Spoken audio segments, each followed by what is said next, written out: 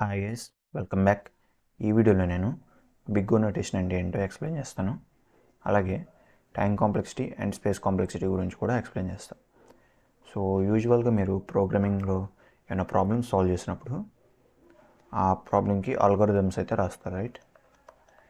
So algorithm తయారు చేసినప్పుడు లేదా క్రియేట్ చేసినప్పుడు ఆల్గోరిథం ఎంత టైం తీసుకుంటుంది రన్ అవ్వడానికి, అలాగే కంప్యూటర్ మెమరీలో ఎంత స్పేస్ తీసుకుంటుంది అన్న దానికి ఒక ఐడియా రావాలి, రైట్?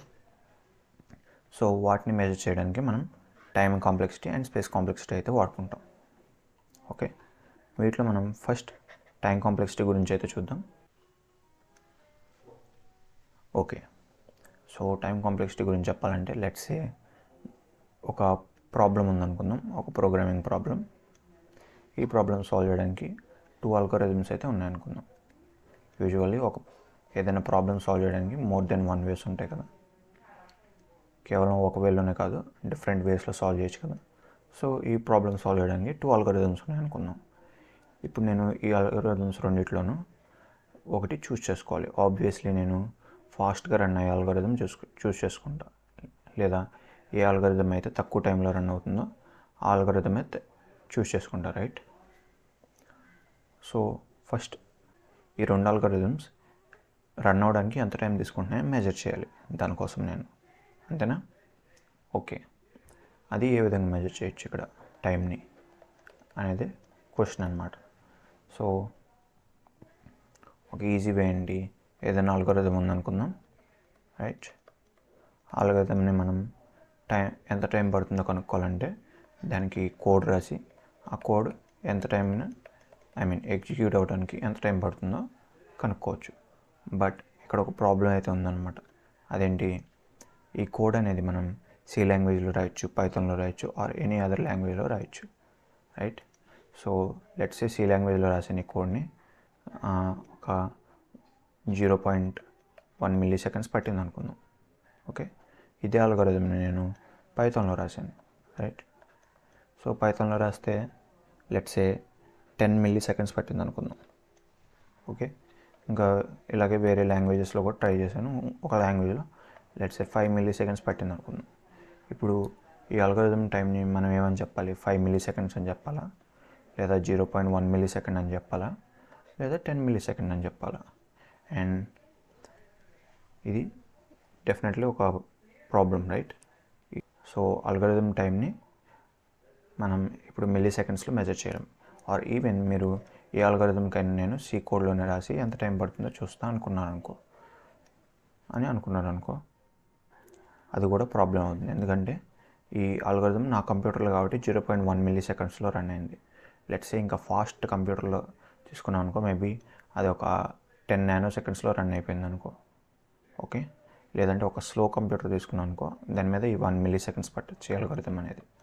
సో బేసికలీ ఒక అల్గోరిథంకి ఎంత టైం పడుతుంది అనేది సెకండ్స్లో మెజర్ చేయడం ఒక బ్యాడ్ ఐడియా, రైట్? సో సెకండ్స్లో మెజర్ చేయడం అనేది మంచిది కాదు ఒక అల్గోరిథం టైంని మెజర్ చేసేటప్పుడు.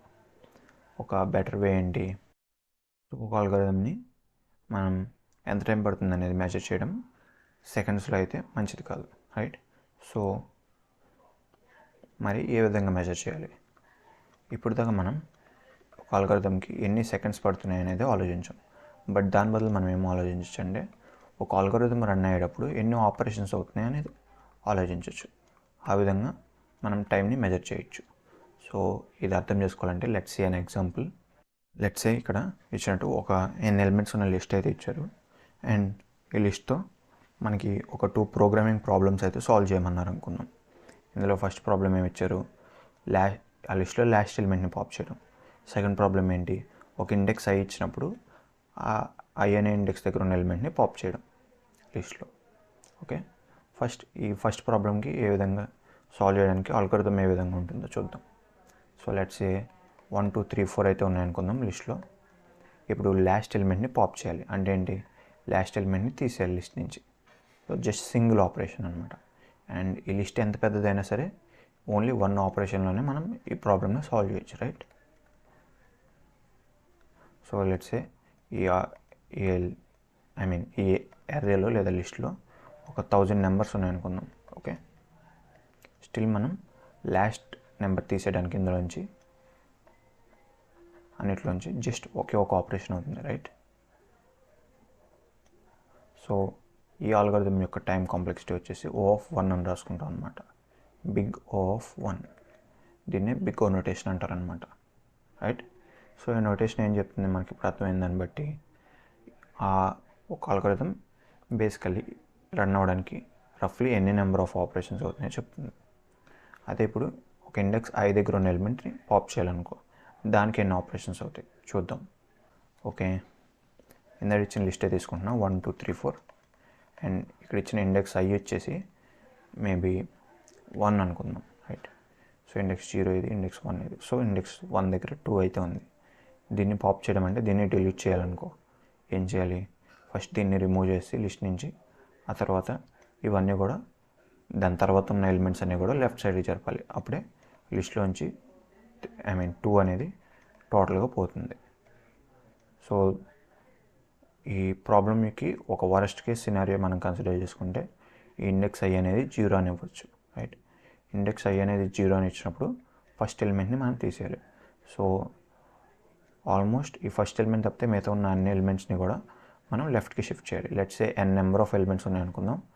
ఈ n ఎలిమెంట్ని మనం ఈ n ఎలిమెంట్స్ మీద మనం షిఫ్టింగ్ ఆపరేషన్స్ అనేది చేయాలి, right? So or n times మనం ఈ షిఫ్టింగ్ ఆపరేషన్ అనేది చేయాలి, రైట్? సో ఇప్పుడు ఈ ప్రాబ్లమ్ని సాల్వ్ చేయడానికి నాకు ఎన్ని ఆపరేషన్స్ అవుతున్నాయి? n నెంబర్ ఆఫ్ ఆపరేషన్స్ అయితే అవుతున్నాయి. సో దీని టైం కాంప్లెక్సిటీ ఏమని రాయొచ్చు? O(n) అని రాయొచ్చు అనమాట. సో టైం కాంప్లెక్సిటీ చెప్పేదైతే ఇదే అనమాట. బేసికల్లీ ఆ ప్రాబ్లమ్ సాల్వ్ చేయడానికి మీ కంప్యూటర్లో ఎన్ని ఆపరేషన్స్ అవుతున్నాయి, ఆల్గోరిథం ఆ ఆల్గోరిథం అనేది రన్ అయ్యేటప్పుడు కంప్యూటర్లో ఎన్నో ఆపరేషన్స్ చేస్తుంది అని చెప్తుంది అనమాట టైం కాంప్లెక్సిటీ. అండ్ దాన్ని బిగ్ O నోటేషన్ ద్వారా మనం డినోట్ చేస్తున్నాం. అండ్ ఇక్కడ వరస్ట్ కేసులో ఎన్ని ఆపరేషన్స్ అవుతున్నాయి కాబట్టి O(n) అని రాస్తాం. ఇలా ప్రతిసారి మనం వరస్ట్ కేస్ సినారియోనే కన్సిడర్ చేయాలి. అదే బెస్ట్ కేసులో అయితే మేబీ I అనేది లాస్ట్ ఇండెక్స్ ఇవ్వచ్చు, అంటే I 3 అని ఇవ్వచ్చు. అప్పుడు జస్ట్ O(1) ఆపరేషన్ అవుతుంది. బట్ మనం ఎప్పుడు కూడా వరస్ట్ కేస్ సినారియోనే కన్సిడర్ చేసుకుంటాం బిగ్ O నోటేషన్లో. ఓకే, ఇక్కడ ఒక చిన్న నోట్ ఏంటంటే టైం కాంప్లెక్సిటీ కన్సిడర్ చేసేటప్పుడు లెట్స్ సే ఇండెక్స్ I దగ్గర ఉన్న ఎలిమెంట్ని 2 టైమ్స్ పాప్ చేయమన్నారు అనుకో. ఇప్పుడు వరస్ట్ కేసులో ఆ ఇండెక్స్ I అనేది 0 అయి ఉండొచ్చు. సో ఫస్ట్ టైం పాప్ చేసినప్పుడు ఒక n టైమ్స్ షిఫ్టింగ్ ఆపరేషన్ జరుగుతుంది. మళ్ళీ సెకండ్ టైం కూడా పాప్ చేసినప్పుడు ఇంకో n టైమ్స్ షిఫ్టింగ్ ఆపరేషన్ జరుగుతుంది. సో 2n ఆపరేషన్స్ అవుతాయి టోటల్గా. సో మీరు ఏమనుకోవచ్చు? టైం కాంప్లెక్సిటీ వచ్చేసి బిగ్ O(2n) అనుకోవచ్చు. బట్ స్టిల్ ఇది కూడా బిగ్ O(n) అనే రాస్తామన్నమాట. ఎందుకంటే మనం ఆపరేషన్స్ ఎంత ఆర్డర్లో ఉన్నాయనేది కన్సిడర్ చేసుకుంటాం. ఎగ్జాక్ట్గా ఎన్ని ఆపరేషన్స్ అనేవి కన్సిడర్ చేసుకోం. అంటే 2n ఆపరేషన్స్ అవుతున్నాయా, లేదా 3n ఆపరేషన్స్ అవుతున్నాయా, 4n ఆపరేషన్స్ అవుతున్నాయా, 1n ఆపరేషన్స్ అవుతున్నాయా కన్సిడర్ చేసుకోమన్నమాట ఎగ్జాక్ట్గా. జస్ట్ నెంబర్ ఆఫ్ ఆపరేషన్స్ అనేవి ఆర్డర్ ఆఫ్ nలో ఉన్నాయి ఇక్కడ అన్నిట్లో కూడా. సో బిగ్ O(n) అని రాసుకుంటాం అనమాట, రైట్? సో ఆపరేషన్స్ ఆర్డర్ అనేది ఎంత ఉంది అనేది చూసుకుంటాం. ఆర్డర్ ఆఫ్ nలో జరుగుతుందా, లేదా n² జరుగుతుందా, n(log(n)లో జరుగుతుందా అని. ఓకే, ఇది ఫస్ట్ థింగ్. అండ్ ఇంకోటి ఏంటంటే ఆల్గోరిథమ్స్ గురించి గుర్తుంచుకోవాల్సింది, ఎప్పుడు కూడా మనం అప్పర్ బౌండే కన్సిడర్ చేసుకుంటాం.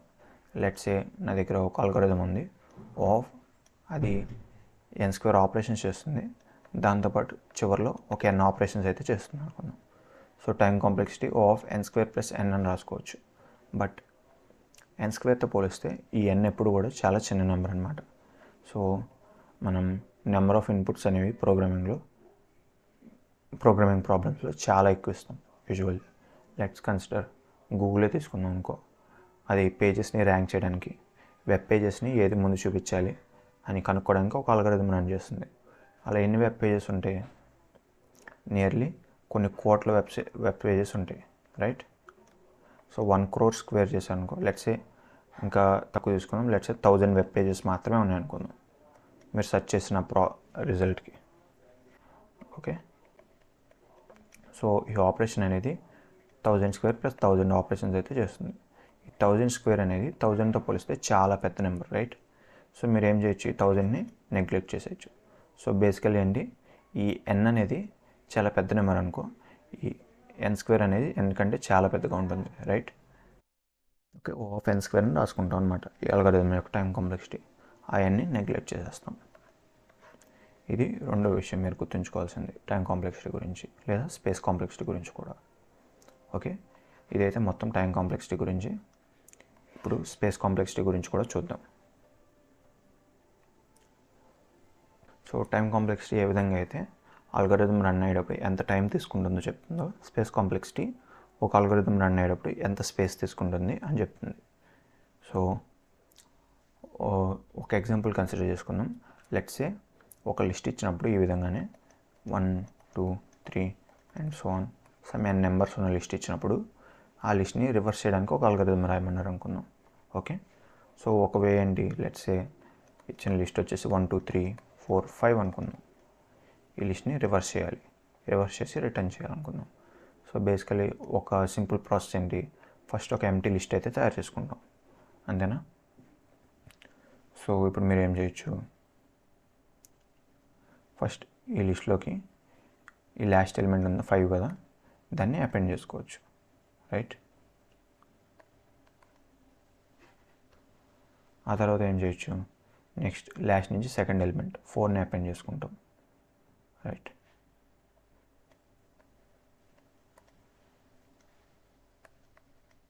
తర్వాత లాస్ట్ నుంచి థర్డ్ ఎలిమెంట్ 3ని అపెండ్ చేసుకుంటాం. ఓకే,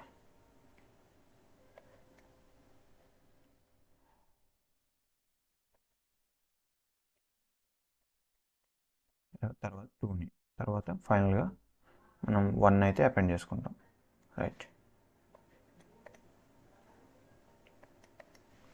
సో టోటల్గా నేను ఎక్స్ట్రాగా ఎన్ ఎలిమెంట్స్ని ఇన్పుట్ కింద ఇచ్చినప్పుడు ఇంకా ఎక్స్ట్రాగా ఎన్ ఎలిమెంట్స్ స్టోర్ చేసుకోవడానికి, ఇచ్చిన ఇన్పుట్స్ కాకుండా ఇంక ఎక్స్ట్రా ఎన్ ఎలిమెంట్స్ స్టోర్ చేసుకోవడానికి మెమరీ వాడుకున్నాం. సో నా స్పేస్ కాంప్లెక్సిటీ వచ్చేసి ఓ ఆఫ్ ఎన్ అనమాట. అంటే అర్థమయ్యేటట్టు చెప్పాలంటే ఇచ్చిన ఇన్పుట్స్ అనేవి ఎన్ యూనిట్స్ అయితే ఉన్నాయి, 1 2 3 4 5 యూనిట్స్ అయితే ఉన్నాయి. ఇప్పుడు నేను ఎక్స్ట్రాగా దీన్ని రివర్స్ చేయడానికి ఎక్స్ట్రాగా ఇంకో 5 యూనిట్స్ ఆఫ్ స్పేస్ని అయితే వాడుకున్నా కంప్యూటర్లో, రైట్? ఇది నా కంప్యూటర్ మెమరీ అనుకుంటే ఫస్ట్ వాడిచ్చిన లిస్ట్ అనేది 5 యూనిట్స్ ఉన్నాయి, అండ్ రివర్స్ చేయడానికి ఇంకో 5 యూనిట్స్ ఎక్స్ట్రా వాడుకున్నా. అలాగే ఎన్ యూనిట్స్ ఉన్నప్పుడు ఇంకో ఎన్ యూనిట్స్ ఎక్స్ట్రా స్పేస్ అయితే వాడుకుంటున్నాను నేను కంప్యూటర్లో, రైట్? సో ఈ ఫస్ట్ అప్రోచ్ యొక్క స్పేస్ ఏంటి, ఓ ఆఫ్ ఎన్ అనమాట, రైట్? బట్ ఈ ప్రాబ్లమ్ సాల్వ్ చేయడానికి ఇంకో అప్రోచ్ కూడా ఉంది. దానికి మనం ఎక్స్ట్రాగా ఏం మెమరీ వాడక్కర్లేదు, రైట్? దానికోసం జస్ట్ 2 పాయింటర్స్ వాడతాం, left and right pointers. Okay, ఇనీషియల్గా లెఫ్ట్ అనేది లెఫ్ట్ మోస్ట్ నెంబర్ చూసుకుంటుంది, రైట్ అనేది రైట్ మోస్ట్ నెంబర్ దగ్గర ఉంటుంది అనమాట, రైట్ పాయింటర్. ఇప్పుడు ఏం చేస్తాం, ఈ రెండింటిని స్వాప్ చేస్తాం. సో 5 అనేది 1 దగ్గరికి వస్తుంది, 1 అనేది 5 దగ్గరికి వస్తుంది, రైట్? నెక్స్ట్ ఈ లెఫ్ట్ పాయింటర్ని ముందు జరుపుతున్నా, రైట్ పాయింటర్ని వెనక్కి జరుపుతున్నా. ఓకే, ఇప్పుడు 2 అండ్ లెఫ్ట్ అనేది 2 దగ్గర ఉంది, రైట్ అనేది 4 దగ్గర ఉంది. నెక్స్ట్ ఈ రెండింటిని కూడా నేను స్వాప్ చేస్తాను. సో లెఫ్ట్ దగ్గర 4 వస్తుంది, రైట్ దగ్గరికి 2 వస్తుంది. నెక్స్ట్ ఫైనల్గా మనం ఈ లెఫ్ట్ని కూడా మళ్ళీ ముందు జరుపుకోవచ్చు, రైట్ని కూడా మళ్ళీ ముందు జరుపుకోవచ్చు. ఇప్పుడు చూడొచ్చు లెఫ్ట్ అండ్ రైట్ రెండు కూడా ఒకే చోటకైతే వచ్చినాయి. అండ్ మీరు చూడొచ్చు ఫైనల్గా ఎర్రే మొత్తం అయితే రివర్స్ అయిపోయింది, రైట్? ఎర్రే మొత్తం కూడా రివర్స్లో అయితే ఉంది. సో ఈ విధంగా మనం ఎక్స్ట్రాగా స్పేస్ ఏం వాడుకోకుండా జస్ట్ మనం ఏం వాడుకున్నాం, లెఫ్ట్ పాయింటర్ని రైట్ పాయింటర్ని స్టోర్ చేసుకోవడానికి 2 వేరియబుల్స్ వాడుకుంటున్నాం, right? 2 units of memory. But 2 times 1 కాబట్టి మనం కాన్స్టెంట్స్ని ఇగ్నోర్ చేసేస్తున్నాం కదా. 2n అనుకో, ఏమని రాసుకుంటాం, ఓ ఆఫ్ n అని రాసుకుంటాం. సిమిలర్లీ ఇక్కడ 2 times 1 ఓ ఆఫ్ 1 అని రాసుకుంటాం, స్పేస్ వచ్చేసి, రైట్? సెకండ్ అప్రోచ్ యొక్క స్పేస్ వచ్చేది. సో ఇప్పుడు చూడొచ్చు మీరు క్లియర్గా ఇక్కడ ఓ ఆఫ్ n కంటే ఓ ఆఫ్ 1 అనేది చాలా బెటర్. సో ఈ ఓ ఆఫ్ 1 స్పేస్ తీసుకునే అల్గోరిథంని మనం ఎప్పుడు కన్సిడర్ చేసుకుంటాం ఒక లిస్ట్ని రివర్స్ చేయాలంటే, అంతేనా? సో ఇది స్పేస్ కాంప్లెక్సిటీ గురించి. సో బేసికలీ ఏం చెప్తున్నాయి, ఈ టైమ్ అండ్ స్పేస్ కాంప్లెక్సిటీ రెండింటిని కూడా మనం బిగ్ ఓ నోటేషన్తోనే డినోట్ చేస్తాం. రైట్. సో టైం కాంప్లెక్సిటీలో ఈ బిగ్ O నొటేషన్ రఫ్లీ ఈ మన అల్గోరిథం ఎన్ని నెంబర్ ఆఫ్ ఆపరేషన్స్ తీసుకుంటుంది లేదా నెంబర్ ఆఫ్ ఆపరేషన్స్ అనేవి ఎంత ఆర్డర్లో ఉన్నాయి అనేది చెప్తుంది టైం కాంప్లెక్సిటీ. అదే స్పేస్ కాంప్లెక్సిటీ ఏం చెప్తుంది, ఎన్ నెంబర్ ఆఫ్ ఇన్పుట్స్ ఇచ్చినప్పుడు ఎన్ని యూనిట్స్ ఆఫ్ మెమరీ తీసుకుంటుంది అని చెప్తుంది. ఎన్ యూనిట్స్ ఆఫ్ మెమరీనా లేదా 1 యూనిట్ ఆఫ్ మెమరీనా అని. ఓకే, సో ఇది టైమ్ అండ్ స్పేస్ కాంప్లెక్సిటీ గురించి. ఐ హోప్ మీకు ఈ వీడియో ద్వారా టైం కాంప్లెక్సిటీ అంటే ఏంటి, స్పేస్ కాంప్లెక్సిటీ అంటే ఏంటి ఒక మంచి ఐడియా వచ్చింది అని అయితే అనుకుంటున్నాను. ఒకవేళ నా ఎక్స్ప్లెనేషన్ నచ్చితే ఈ వీడియోని లైక్ చేయండి, అలాగే ఛానల్ని సబ్స్క్రైబ్ చేసుకోండి. Thank you.